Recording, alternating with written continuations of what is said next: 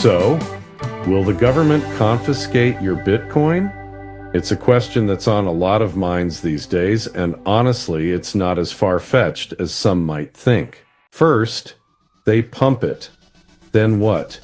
You know, no one saw them coming for your gold back in 1933. When I originally floated the idea that Bitcoin could be used by the US government to help pay down the national debt and recapitalize Social Security, the reaction was, well, pretty swift, and not always polite. Critics told me I didn't understand how Bitcoin worked, that the government would never touch it, that this was all just fantasy. But let's be clear here. My original thesis wasn't really about confiscation. It was about price manipulation, the government allowing or even facilitating a monumental Bitcoin bull run so it could liquidate its own strategic holdings at the very top and use the windfall to stabilize a collapsing financial system. In other words, a government-engineered pump and dump. But the more I've thought about it, the more another possibility emerges. One no one really wants to consider, but which history tells us we should never rule out. What if they decide to take more? Not all, just enough. We know the US government holds Bitcoin. Through law enforcement seizures, forfeiture programs, and unpublicized acquisitions, estimates suggest they may already have over 500,000 BTC, worth over $30 billion today, and yeah, probably far more in a future bull market. This leads to a rational play. Drive demand and legitimacy through regulation, ETFs, and institutional adoption. Let the price moon. Liquidate part of the stockpile near the top to help pay down debts and stabilize entitlement programs like Social Security. That alone was bold enough. But now, let's take it a step further. Let's say Bitcoin hits 500,000 or even 1 million. Regular Americans now hold life-changing gains. That's when the conversation shifts from price action to policy action.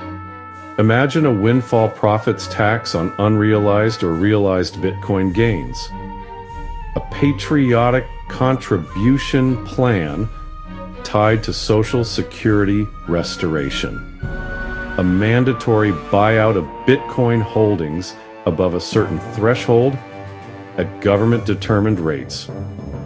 Or IRS-driven enforcement on crypto reporting. It won't be called confiscation. It'll be framed as sharing in the success of America's digital asset transition, as a necessary move to protect the monetary system, as temporary, of course. Some likened my original thesis to the trillion-dollar platinum coin idea, an accounting gimmick dressed up as policy. But, you know, this is different. Bitcoin has real value. The market believes in it. Institutions are embracing it. Nations are warming to it. What I proposed originally wasn't a gimmick. It was a fiscally strategic move using an appreciating reserve asset to avert disaster. This new idea, partial confiscation through a windfall policy tool, is what happens when the state realizes Bitcoin is just too valuable to leave in the hands of the public alone. Let's be honest. No one saw them coming for the gold in 1933. It wasn't on anyone's radar.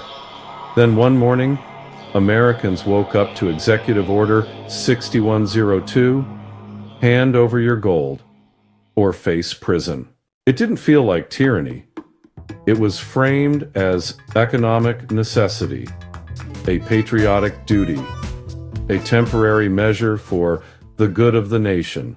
If Bitcoin becomes a multi-trillion-dollar asset class, It becomes fair game for all the tools governments have used for centuries to stabilize shaky regimes. They don't need to take it all, they only need a slice. So, no.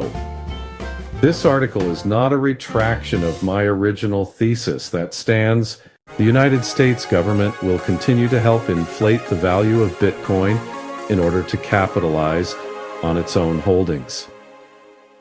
That's the pump. But now, I'm proposing something new. They may not stop with their own stash. If the price goes high enough and the desperation gets real enough, a windfall extraction through taxes, policy, or patriotic participation might become the next step. It won't be all or nothing. It'll be just enough.